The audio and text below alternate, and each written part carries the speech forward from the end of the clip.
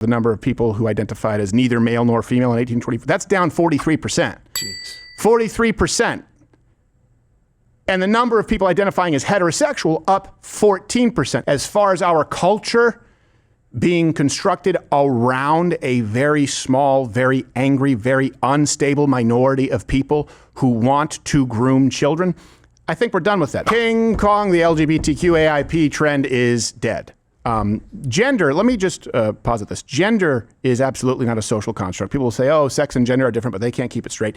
Gender is not a social construct. It is innate. It is biological. Transgenderism, modern sexual identity, modern gender identity is. We now have data to prove this at least partially. So, in the 18 to 24-year-old demographic, identifying as lesbian, gay, bisexual, it went down by 25% since its peak at 2022, 2023. Think about that. Peaked 2023. Oh. Then it dropped starkly. You don't see that anywhere else, by the way. When people say it's just like gay, no, gay has been a remarkably stable percentage of the population of Earth for a very long time. It's, about 2%, about 1 to 2%. But the LGBTQ, bisexual, pansexual, genderqueer, trans, all of these things that you just kind of heard about in the last 10 years and were told that some Native American tribe practiced it and they inevitably didn't, that went up. Now it's come down. Biggest drop, by the way, was women 18 to 24 years old identifying as bisexual, which could also, to be fair, just mean excuse the stats because they were trying to be cool. That's a lot of girls in college. They say they're bisexual because they think it's cool. You can check the references. Here's one thing, though, too. It's pretty important. It's down by 20-something%. From 2015 to 2022, it went up by about 150%. Wow. The total umbrella of LGBTQ AIP. It was a very cool time to be gay. It was a carte blanche. It was a get out of bullying free card for a very long time because no one wanted to touch you. Everything was hate speech. And let's look at this. Yeah, we've gotten into the fact that it was largely geographically dependent, politically motivated in a lot of ways. It depended on your political party. It depended where you lived, what kind of municipality, also the policy. So let's look at this. It peaked, but then you saw 27 states ban trans surgeries or interventions, chemical interventions in a lot of cases for minors. Now, it may not seem like a big deal. Guarantee you it's a contributing factor because then you see this number go down, identifying, the number of people who identified as neither male nor female in 1824. That's down 43%. Jeez. 43%.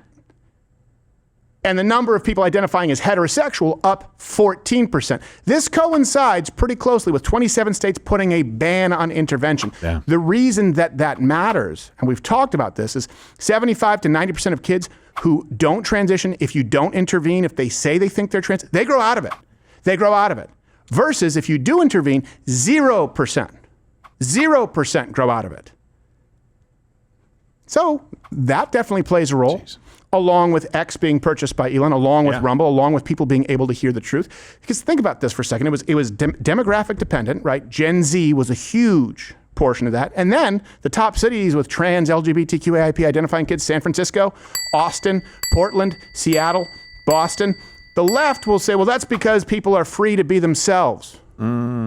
So here's the thing. You don't think that that's the case in major cities like, I don't know, Dallas? Major cities like Charlotte, like these are still blue cities, but they're surrounded by neighboring cities that have traditional values and they don't actually protect transitioning children. They're not places that go out of their way, to influence the youth. Yeah, it's not just protected; it's promoted. Right. It's promoted It as is. being a completely normal, go ahead and explore, go down this path kind of thing. And listen, I don't agree with Bill Maher very often, but when he was making these points, I don't remember 6 months ago or something like that, not the ones we're making today, but just like, this is weird that certain places have higher growth of this than others. Yeah. Is there something special in the water in Dayton or whatever it was, right? Right. It was like making a really good social construct point. Like, this is not just reality. This is a social reality being imposed on people. In places like Portland, in Seattle, for instance, especially Portland, it's oftentimes like a thing. Like if you're cis, that's like, whoa, Well, you're kind of weird. Yeah. You're sus. yeah, no, Exactly right. It's like, I used to be cis, then I grew up. Yeah. Then I realized it's more. There's a spectrum, and there's more to it, and then my parents stopped paying my rent, so now I'm just straight again. Well, think if you're raised in most of these cities, let's say like Austin, Portland, Seattle, Boston. You're a kid, you're going to school where you're taught that there are countless genders. You're reading Queer Like Me. You're reading pornography that involves pederasty. You're reading literature that is being pumped into your brain saying you can be whatever you want before you even have the ability to make sexual decisions. And then you have, depending on the state, policy that will chemically intervene to transition you. And then you have some states, by the way, that even if they're not your state, you can flee there and your parents have no say. Well, what do you think happens when you're bombarded with that? What do you think happens when you're bombarded with any information on a subject you don't understand when you're young? It's going to be warped. And a lot of these states that banned intervention, a lot of these states, same thing, they banned certain books. No, not To Kill a Mockingbird, not Huckleberry Finn, but, hardcore pornography for children. And now we're seeing the pendulum swing the other way. I think we are going to look back, and I've said this for a long time, as a very dark period of history for the United States. I don't think it's one of those movements that's going to carry on into the future. I think you'll always have some people who are cross-dressers, sure. As far as our culture being constructed around a very small, very angry, very unstable minority of people who want to groom children, I think we're done with that. By the way, 11 a.m. Eastern, if you're watching the clip, that's when we stream every day of the week. And you guys let me know if you've seen this switch, if you've seen this transition, for lack of a better word, where you live. But this is a good sign. When people say nothing is better, hey, I get that it's an executive order, there are only two genders. But it all starts with culture, right? We were banned from campus from saying there are only two genders. Those Change My Minds are banned in certain countries. You couldn't say that. Now people are unafraid to say it. And here's the real silver lining. Other kids are able to listen.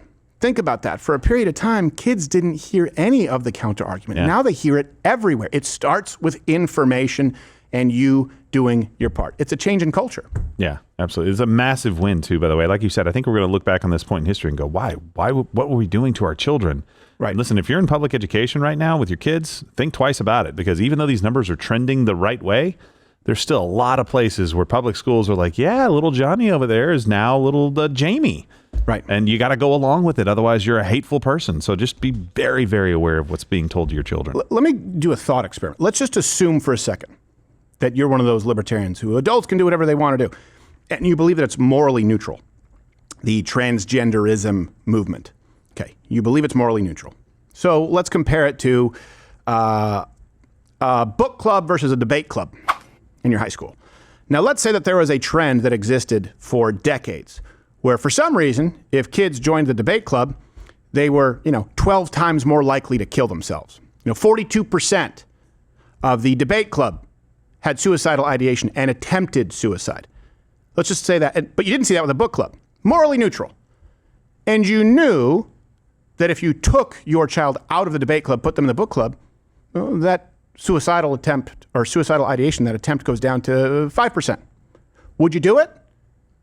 Or would you step in and encourage them to stay in the debate club and marry them to the debate club? Say, no, the debate club is who you are. It's what you are, to guarantee that they forever are on that track of a 42% attempted suicide rate.